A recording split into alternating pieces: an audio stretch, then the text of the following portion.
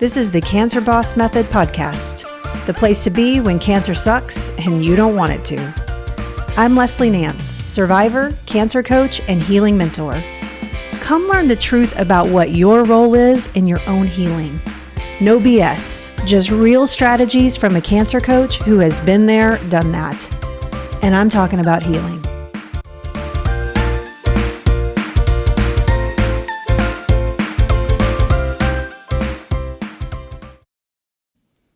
Hi, welcome to the Cancer Boss Method podcast.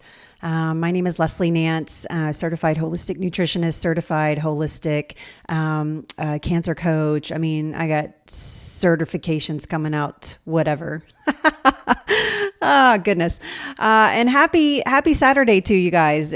For me, it's Saturday morning. I don't know when you're listening to this, but for me, it's a beautiful Saturday morning. I just took about a 5-mile walk out in nature, and it's warm here in Texas. But there was this really beautiful, cool breeze, and really just absorbing, connecting to my planet and my heart and my mind. And it really brought me to a point of realization that there was something I wanted to say to you guys. There's something that I wanted to discuss with you. And I want to breach the topic today about, being designed to heal. Because the question we always ask ourselves in our literal mind, right? We question, are we really designed to heal? I mean, if we're designed to heal, why do we get sick in the first place? If we're designed to heal, why does healing feel so difficult? How can cancer develop in somewhere in our body if we're designed to heal? And why doesn't our body take care of that? And so when somebody says to you, you're designed to heal, it might rub you the wrong way. I know for me, there was a time period I was like, oh, really? Really? I'm designed to heal? Am I really? So today I just want to have a conversation around that. I just want to take a moment, about half hour with you, and just discuss your body's ideas, your body's and your mindset. Actually, I kind of got stopped there in my own thoughts, but your body's transition through healing, your mind's transition through healing, and why connecting those two things together is so important. So let's just jump right in. And I want to talk about the doubts, right? So let me just give you a for instance. A for instance would be that you recently were diagnosed with cancer. Maybe it's really bad. Right? Maybe the doctors have not given you a lot of hope, or maybe the doctors have used the T word, terminal. You're terminal. Maybe they've told you, we can maintain this cancer. We can help you stay ahead of it. We can keep you alive. You can have a fairly normal life, but you're never going to get rid of it. And this is some of the language that we hear. And when we hear that, we find it very difficult to connect to the idea that our body is designed to heal. Maybe there's a for instance of you have been cancer free for a long period of time. You had cancer, 20 years ago, and you were just recently diagnosed.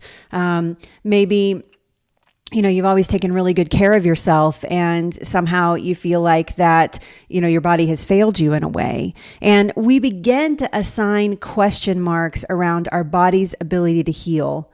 And, the doubt of that is real, and it's okay. I just want to get you off the hook just a second here. It's okay to really start to question that and to put some question marks behind it. And in fact, I think it's healthy to say, wow, maybe other people are designed to heal, but maybe I'm not. Because sometimes when we're at the lowest of the low in our mindset, the only way is up, the only way is to elevate, the only way is to change, the only way is to seek a different truth, to fill in different belief systems around what our body is capable of. And so the doubt gets really real, really fast. And I don't want you to think like that I'm being like Debbie Downer here, or that, sorry to all the Debbies, man, I need to think of some other way to say, something else to say there. Right? But it's, I don't want you to think that I'm being a big fat downer here, because the reality is there are people that are going to die from cancer, and there are people that are going to have terminal disease, and there are people that are never going to get rid of their cancer, and they're going to have to live with it. There are these situations, and I don't want to pretend, healing is not about pretending that it's not bad. Healing, staying positive is not enough. It's great to stay positive. And when people say to me, oh, I'm staying positive, I'm trying to have a positive attitude, to me, that means a lot of times, not all the time, but a lot of times they're just masking the fear, and it's hard to admit that they're afraid. It's hard to admit that this is serious. It's hard to admit that this could kill them because the desire to live is so strong. Because I'll guarantee you there are very few of us that get to the end of our life that really want it to be over. And so I want to talk to you about your body's ability to heal. And I want to talk about energizing yourself for that. And again, I just want you to know that this podcast is not scripted whatsoever.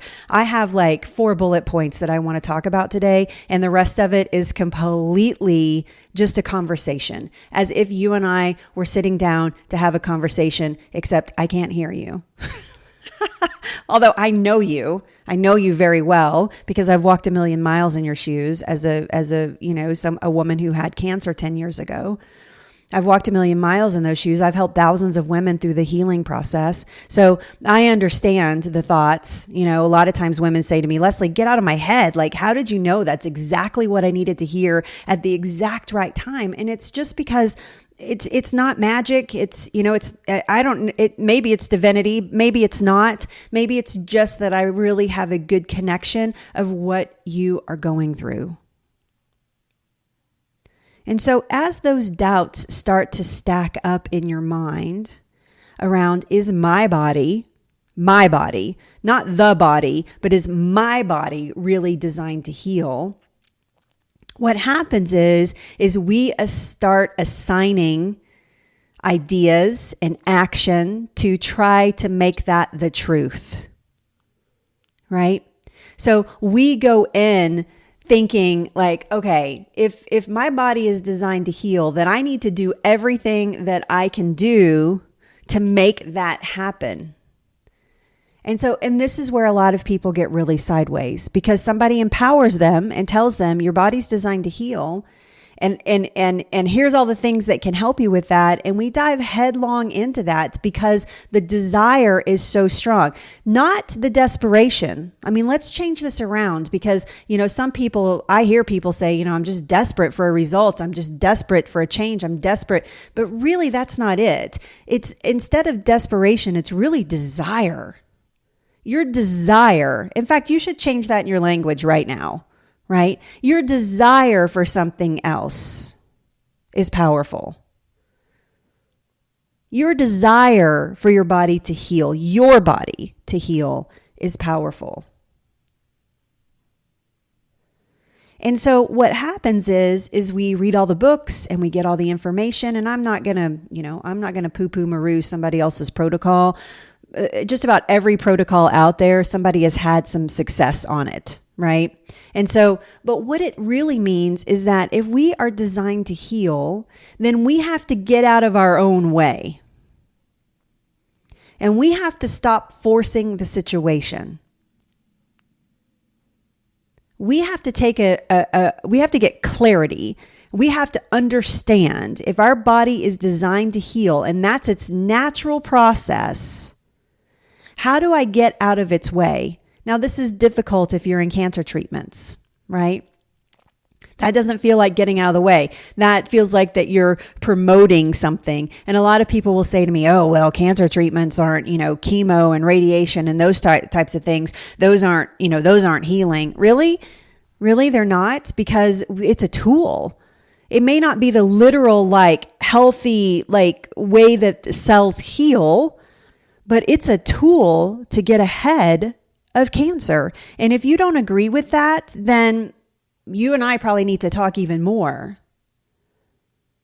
Because I see so many women trying to avoid treatments. I see so many women trying to, it's just the worst thing is to think about doing chemo. Yeah, I know. I get it. It's not a picnic. If my body's designed to heal, then it should be able to do that on its own.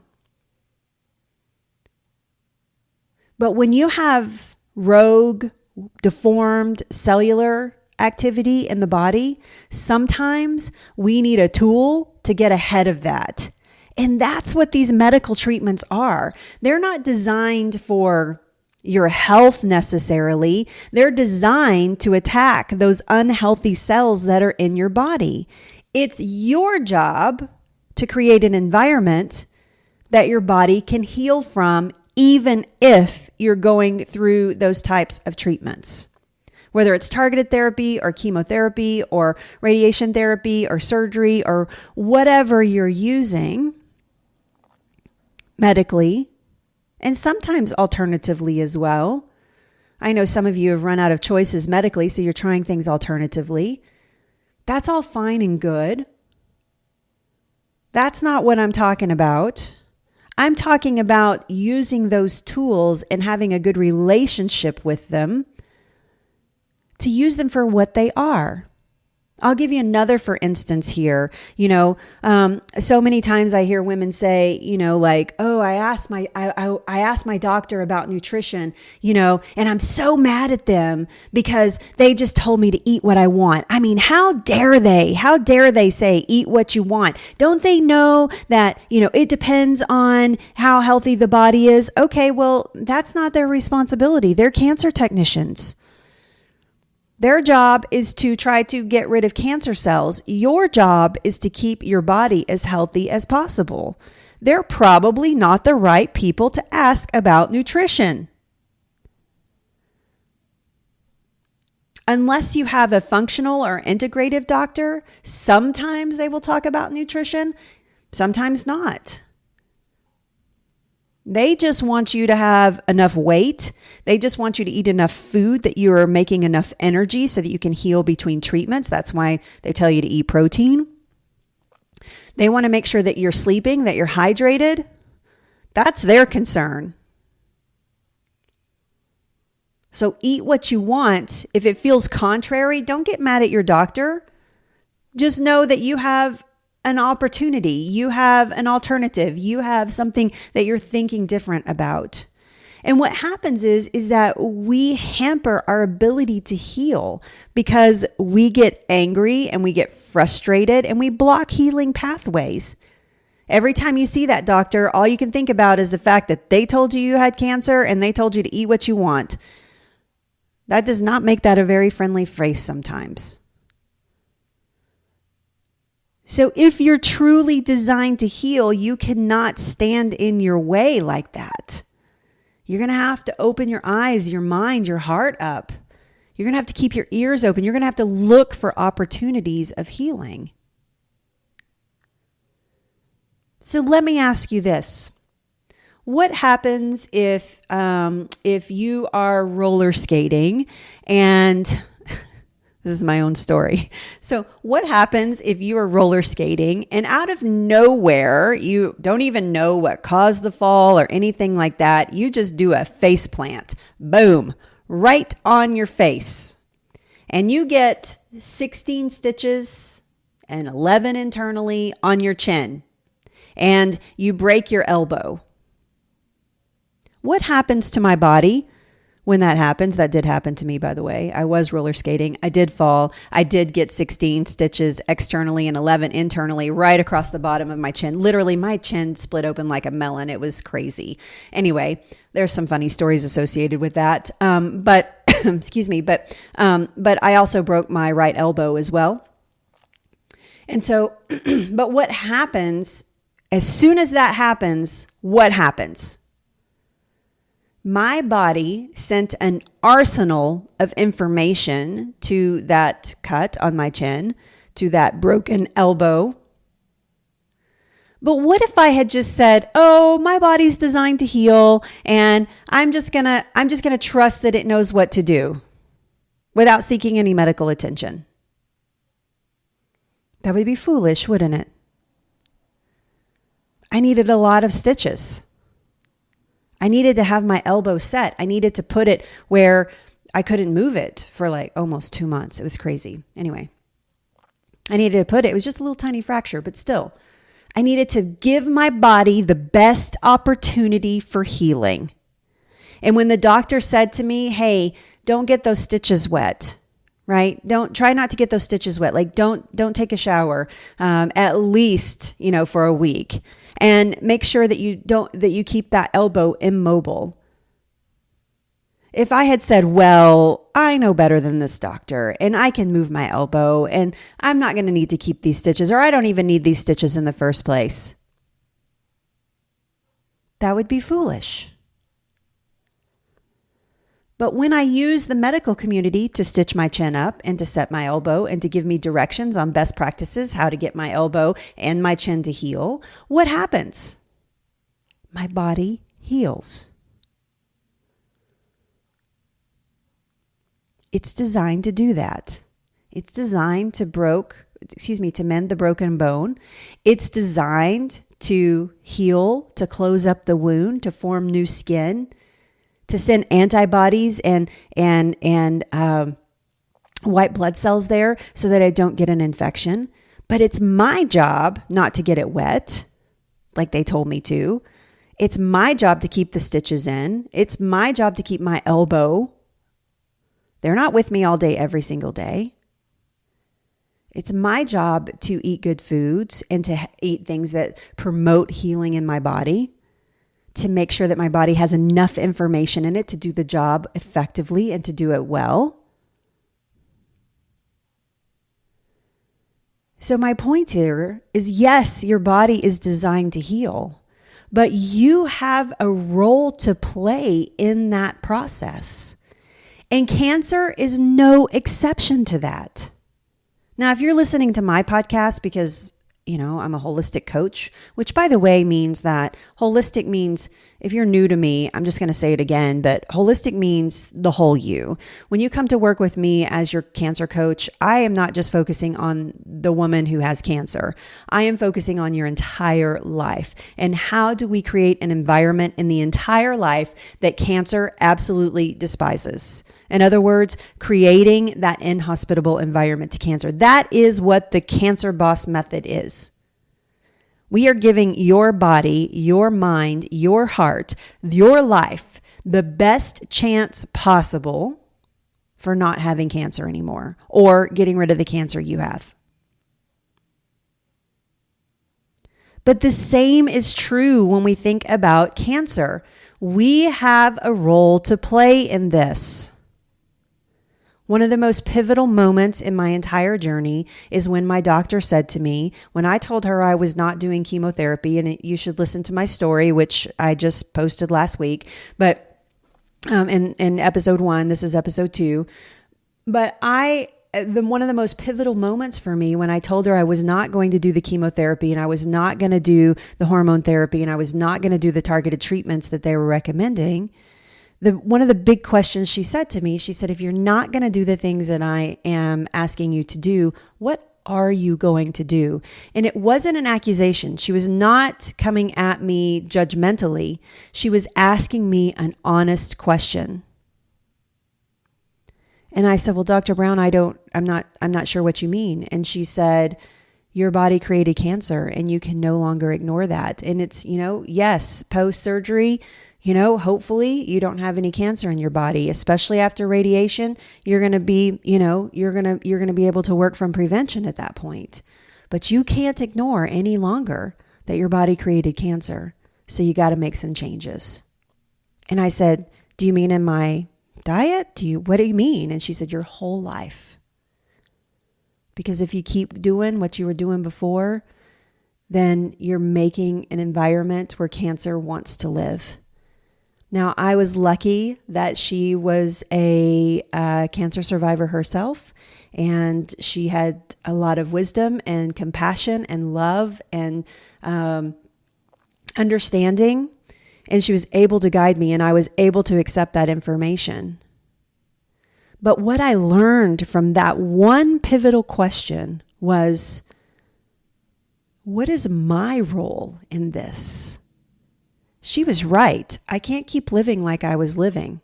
I can no longer ignore the fact that my body is capable of creating cancer cells in my breast or elsewhere, breast cancer cells elsewhere in my body. So I need to do my part. So I went on a journey of understanding what that part was. I went on a journey to understand how I was designed for healing, and that meant a lot of changes.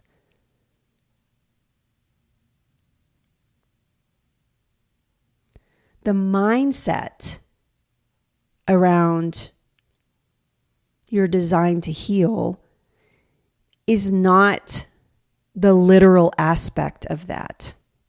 Of course, you're designed to heal. If you break a bone, chances are your bone's going to mend, right? If you get a cut, chances are your body's going to close that up and heal it, right? You are designed for that process. In fact, a lot of times I will go as far as to say with women that you're not designed with sickness mechanisms.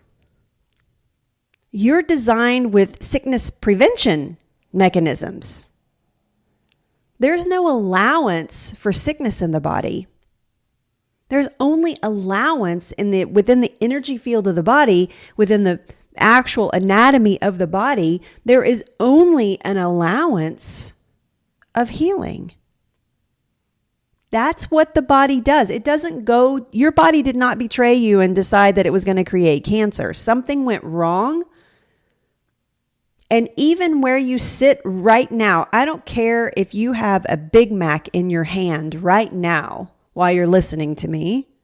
I don't care if you're drinking that giant Starbucks mocha latte chai, whatever thing that has 72 grams of sugar in it. I don't care where you're at right now. If you have active cancer in your body is trying to fix it. It does not want it there. The body is never a great host for cancer. Now then, we leave the door open with our giant Starbucks and our Big Macs and our, sugary pastries and our poor lifestyle and our bad sleep habits and the fact that we don't get enough exercise and the fact that we don't drink enough water and the fact that we spend way too much time on our cell phones.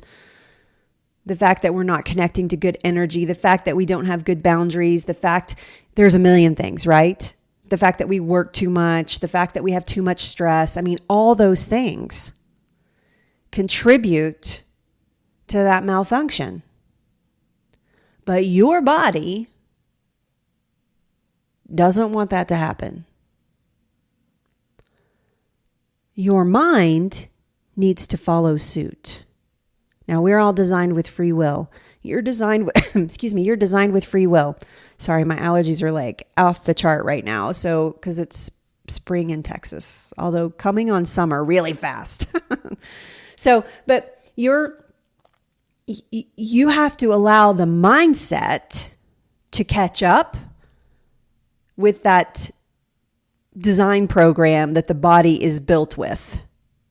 Because we're designed with free will. Right? We have free will. We can make choices.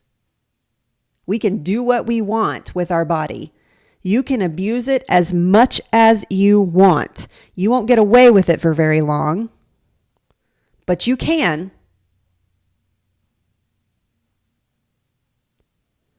So what we need to do is we need to align the mindset and its value to the healing process.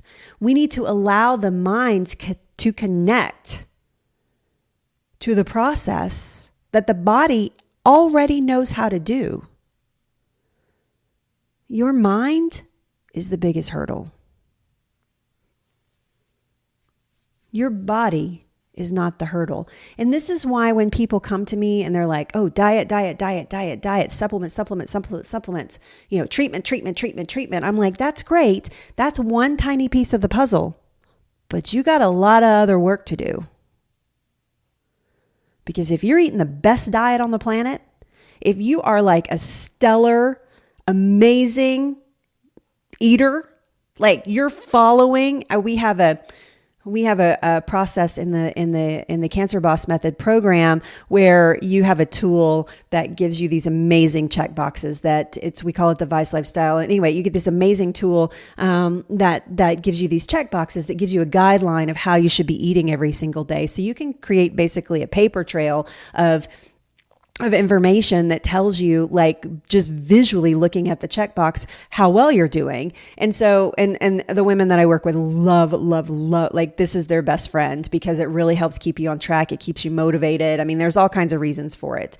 But you could be checking every single box every single day in that lifestyle. But if you're still some crazy, massive stress cadet, you're not handling your emotions well, and it's a pattern, I'm just that type of person. I'm just a worrier. I don't know how to change that. I just have too much stress. Then you are stopping your body's ability to heal. If you're trying to fake it till you make it. If you're like, oh, I'm staying positive, I'm totally doing this, but at night I eat 2 Snicker bars before bed.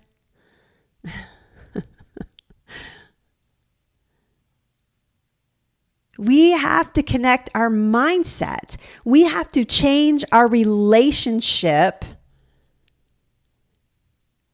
with the belief and the reality that our body is designed to heal. So you got to stop letting this rub you the wrong way. And you got to stop hanging on to it with all the physical things that you're doing, white knuckling that process.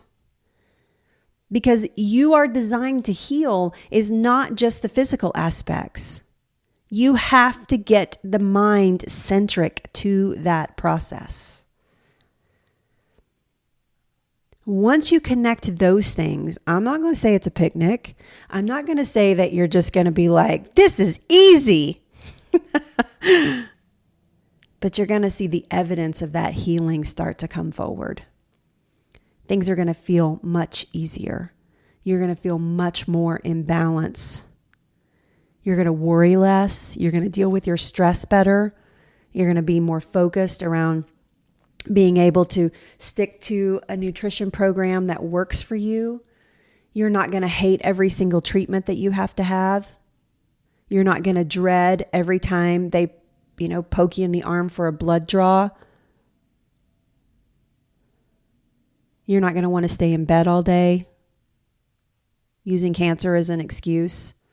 Do you know how many women I talk to they're like, oh, I can't get out of bed. And I'm like, well, that's okay. I can help you with that. If you've got a support person, we can work with that. Do you know how many are out of bed in the first week? Almost every single one of them. The ones that show up and do the work, that do the Cancer Boss Method, they're out of bed. And what they realize is that it wasn't a physical limitation. It was a mental limitation. You are designed to heal, but you got to put your mind to it.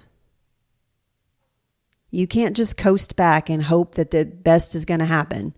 You can't just get cancer treatments and think that that's going to solve the problem. You can't just do diet and think that that's going to solve the problem. You cannot just, visualize healing and think that that's going to solve the problem. You can't just stay positive and get ahead of that. All of that is wishful thinking. It's wishful action. You're hoping that works. You have to connect your mindset to the healing process. It's your only job. So from that perspective, yeah, you're 100% designed to heal.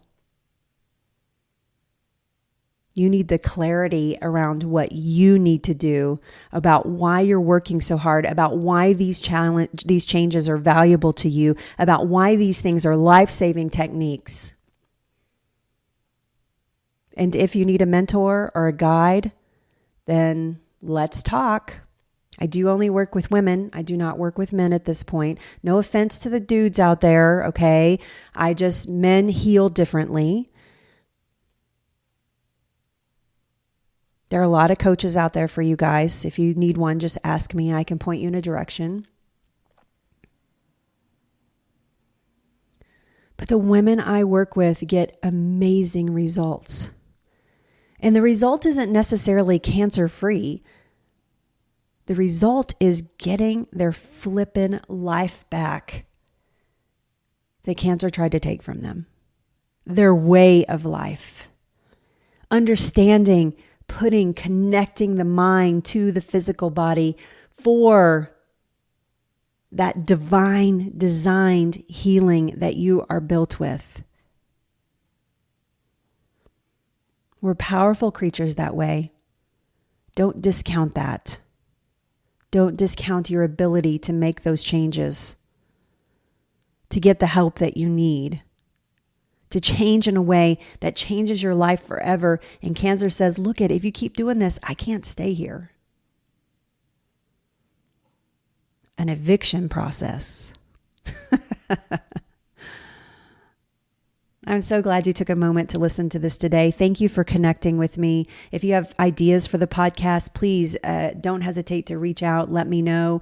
There'll be a link below. If you're ready to make a decision, you want to talk more about the Cancer Boss program, you're ready to do the work, you're ready to make the changes that you need for healing, you're ready to ignite the body for that divine healing that you have inside of you right now, then please, the link below will take you to that space. Or if you want to check out our website beforehand, it is anystagecancer.com.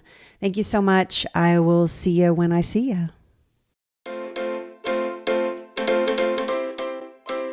If you have enjoyed this episode, it's time to connect. Make sure you follow this podcast and check out all the socials on anystagecancer.com.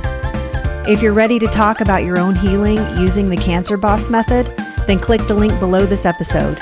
Hey, and remember, cancer's not your destiny. Okay, I'm outie.